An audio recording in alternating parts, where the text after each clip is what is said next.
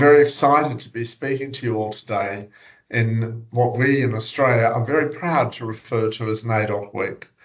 I'd like to acknowledge that I'm in Parramatta and acknowledge the traditional owners of the land, the Darug people, and pay my respects to elders past, present and emerging.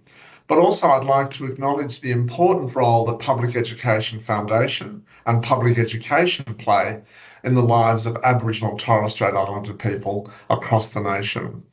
Today I'm very, very excited to introduce a very good colleague, a very good friend of mine and a colleague of mine, Michael McDaniel. And I'm going to introduce Michael, and there's a few questions to do with NAIDOC Week that we're really proud that Michael's going to be able to provide us with the answers. So thank you, Michael, for joining us today. And I might just acknowledge that Michael is Emeritus Professor Michael McDaniel, AO, is a member of the Kalari clan of the Wiradjuri Nation of Central New South Wales. And he's had a most distinguished career in Indigenous higher education and service in the arts, culture and community spanning more than 3 decades, which I think is incredibly exciting. In 2019, Michael was honoured as the National NAIDOC Scholar of the Year and was awarded an Honorary Doctor of Education by the World Indigenous Nations University. And in 2023, Michael received an honorary doctorate and was conferred the title of Emeritus Professor by the University of Technology, Sydney. And many of us would have seen in the media that recently Michael has been appointed as the chair of the Sydney Opera House Trust. He's a special advisor to the Vice Chancellor of Major Indigenous Priorities, University of Technology, and he's a Pro-Vice Chancellor at UTS. My dealings with Michael in recent years were him as the director of the Jambana Indigenous House of Learning. So Michael, thank you very much for joining us today. Congratulations on your incredible career. And really, I suppose what I'd like to do is hand to you, Michael, to tell us where you are, acknowledge the country that you're on, but also I'm very interested to know, and I'm sure many of our listeners would be interested to know, the NAIDOC Week theme is Keep the Fire Burning, Black, Loud and Proud, a fantastic theme, but I'd really like to know if you can tell us what you think this means. Thank you, David, and thank you for that very generous introduction. You made me blush. It's a great honour. It's a great honour to be here and of course to speaking to you all wherever you may be. I'm in Gadigal country in Sydney, in a suburb called Darlinghurst.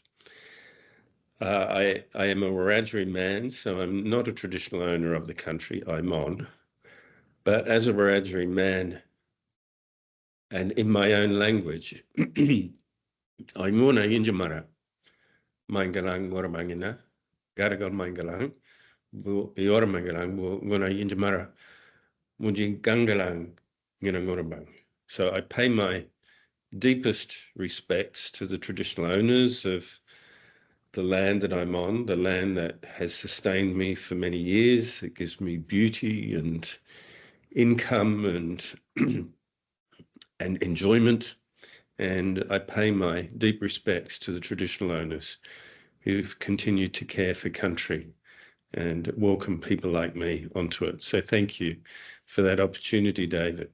In relation, and you'll excuse the frog in my throat, if that's okay, David, I've not been well, like I imagine a lot of people that are joining in at the moment. So be a bit of coughing and spluttering going on. The theme. As you may be aware, every year there's a new NAIDOC theme, and I'm sure they give it great consideration. And the theme this year is keep the fire burning, Black, proud and strong. Keep the fire burning, of course, has a cultural reference. I think there's 2 elements to the theme, and this is just my own point of view. One is a cultural reference. The notion to us that fire is sacred, it's life, it's community. It represents the essence of existence. And it's something that as First Nations people, we are very much aware of intergenerationality and the responsibility, not only to the people that have gone before us, but our responsibility to those that are young and those that are yet to come, sending good things into the future for those that are yet to be. So I think in part, culturally, that's what Keep the Fire Burning is about. I also think it's a political statement. We can't ignore the fact that we've just come out of a referendum in which the majority of Australians said no to a proposal put forward by First Nations people. Dare I say, a very simple and modest proposal, that being a line of communication to government. And of course, the Australian people said no to that.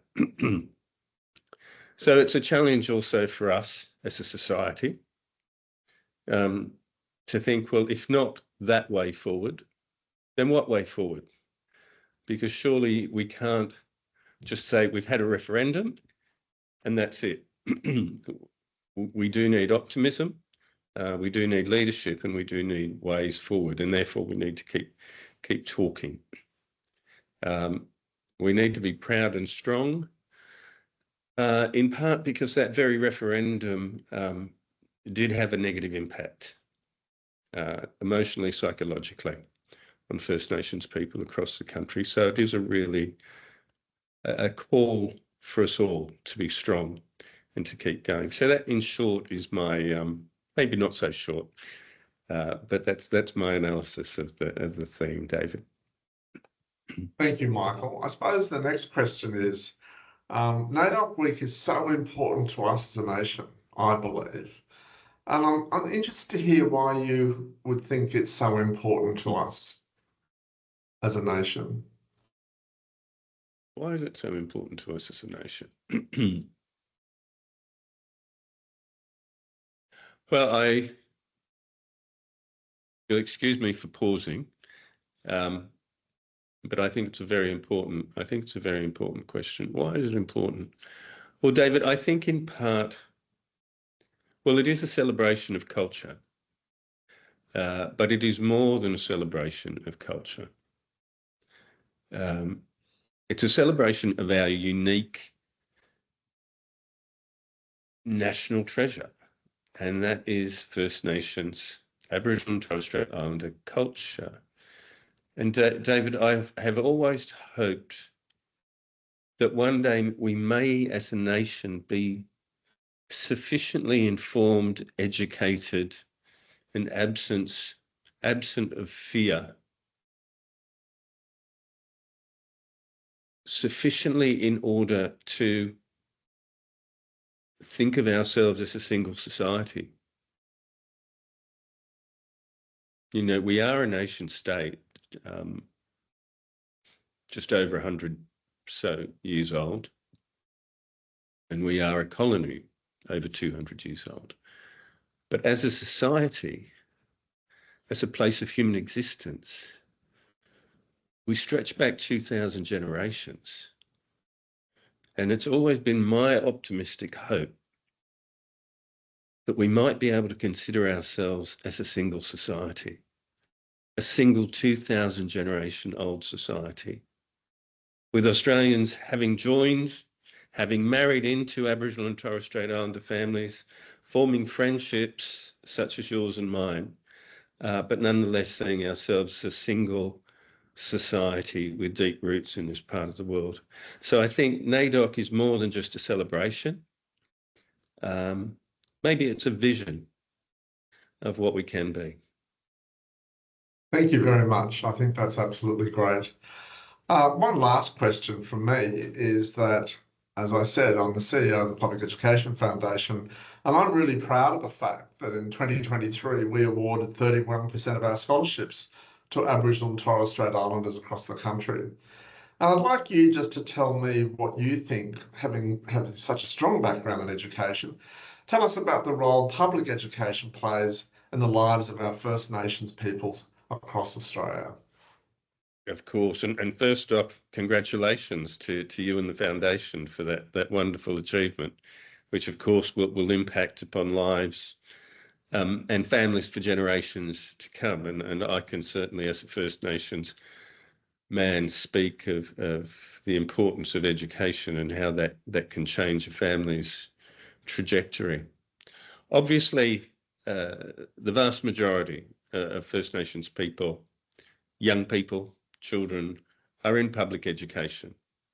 It is our principal source of education. I think the most important point that I can make is for that to maximize effectiveness, schools and teachers need to engage with the community. There needs to be a genuine relationship there, and those relationships and what those communities need will vary across the country. So I wouldn't dare speak for the diversity of First Nations Australia, but of course one of the things that we do know is that education offers a service, offers an experience, but based on some presumptions, some prerequisites, if I could call them that. And the presumed prerequisites are the economic stability of parents, safe homes, consistency of home, that you know you're going home, it'll be the same home that you left in the morning. A degree of privacy, a degree of space, a family experience that is positive in relation to education, and a whole range of other things. And without those things, statistically, you are less likely to be successful engaging with that. So I think we need flexibility in the education system. As I said, we need to listen to parents and communities. But I think the work that the Public Education Foundation does is absolutely outstanding in at least addressing one of those issues, and that is the economic stability required to engage successfully. So congratulations to you and the Foundation. Thank you, Michael. I really appreciate that. And I think that's, you've given us some great insight this morning. I'm going to say to you, if there's anything else you'd like to offer, I know how busy you must be in this NAIDOC week, and we really appreciate your time. If there's anything else you'd like to add, otherwise I'd like to say a huge thank you.